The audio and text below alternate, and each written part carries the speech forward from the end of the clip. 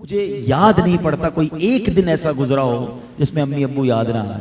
جس کے پاس ہیں پھر کیوں نہیں ان کی خدمت کرتے؟ یہ چلے جائیں گے تو پھر ملنے کے لیے قبرستان جانا پڑے گا, پھر قبر پر جا کر ان سے باتیں کرنی پڑیں گی, لیکن جواب نہیں آئے گا. تمہارے پاس ایک رحمت کا سائبان ہے. اب تو سائنس بھی یہ کہتی ہے 5-6 سال کا بچہ اور 60 سال کا بوڑھا یہ برابر ہوتا ہے.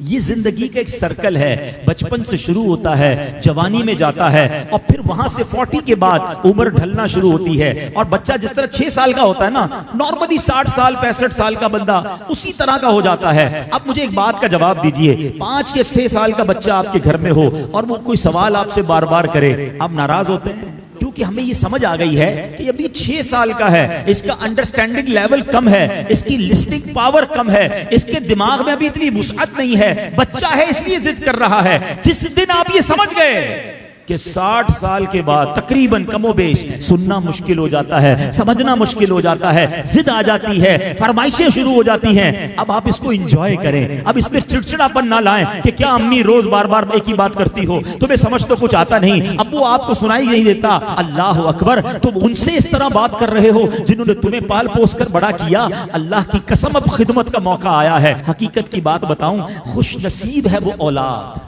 جس کو ماں باپ بڑھاپے میں ملے. ارے کئی ایسے ہیں جو ماں باپ کو بڑھاپے سے پہلے ہی کھو بیٹھے ہیں, اور خوش نصیب ہے وہ اولاد جس کو ماں باپ نے خدمت کا موقع دیا.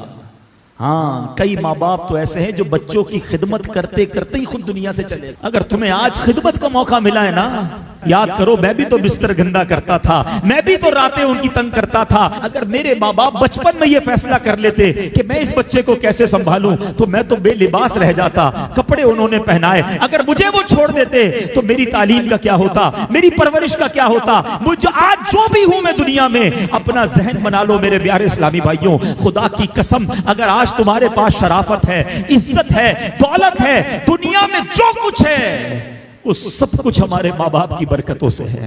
ہم کچھ بھی نہ ہوتے اگر ماں باپ ہمارا ہاتھ نہ پکڑتے ہیں.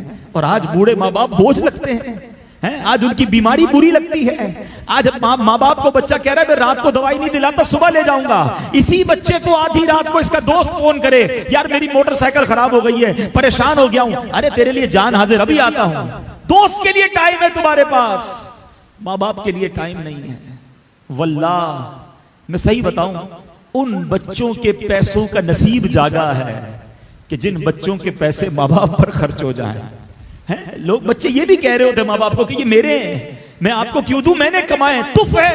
یہ کوئی باتیں کرنے والی باپ سے, جس باپ نے اپنے پیٹ کاٹ کاٹ کر ہمیں کھلایا, اپنی خواہشیں مار مار کر. ہو سکتا ہے کبھی بچپن میں کسی کھلونے کی دکان سے ہم گزرے ہوں اور ہم نے کہا ابو یہ کھلونا لینا ہے, باپ کے جیب میں پیسے تھوڑے ہوں, باپ نے اپنے لیے کچھ خریدنے کا سوچا ہو, مگر سوچا ہوگا کوئی بات نہیں جوتے نہیں لیتا, کوئی بات نہیں آج یہ والا کھانا نہیں کھاتا, بچہ رو رہا ہے اس کو کھلونا دلا دوں. انہوں نے ہماری خواہشیں پوری کی, اور آج بچہ یہ کہہ رہا ہے کہ یہ پیسے میرے ہیں.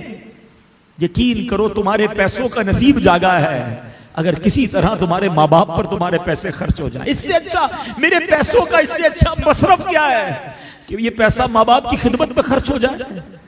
لیکن آج جو واقعات سننے کو مل رہے ہیں دل دہل جاتا ہے. ہم نے علماء کی کتابوں میں پڑھا ہے کہ بیٹا والد کے ساتھ ایسا بہیو کرے, اس طرح زندگی گزارے جیسا آقا کے سامنے غلام ہوتا ہے. مگر آج سننے کو جو باتیں مل رہی ہیں نا کہ بوڑھا باپ بیٹے کے آگے غلام بنا ہوا ہے. وہ اولاد کیسی ہے, زبان لٹک نہیں جاتی جو ماں باپ سے ایسے بات کرے. حق یہ ہے کہ اولاد کو ڈرنا چاہیے کہ کہیں میرے ماں باپ ناراض نہ ہو جائیں. حدیث پاک ہے, میرے آقا علیہ الصلوۃ والسلام فرماتے جس کا مضمون ہے ماں باپ ہی تیری جنت ہیں, ماں باپ ہی تیری دوزخ ہیں. اس کا مطلب کیا ہوا, یعنی ماں باپ راضی ہو جائیں تو رب بھی راضی ہو جائے گا, جنت مل جانی ہے. اور ماں باپ ناراض ہو گئے پھر نہیں کام آنی عبادتیں. دین کا کام کریں بہت اچھی بات ہے, مگر یہ دیکھ لو کہ ماں باپ راضی ہیں کہ نہیں, یہ بہت ضروری ہے. ہم بعض اوقات اس طرف سے چوک جاتے ہیں, یہ پہلا اسٹیپ ہے.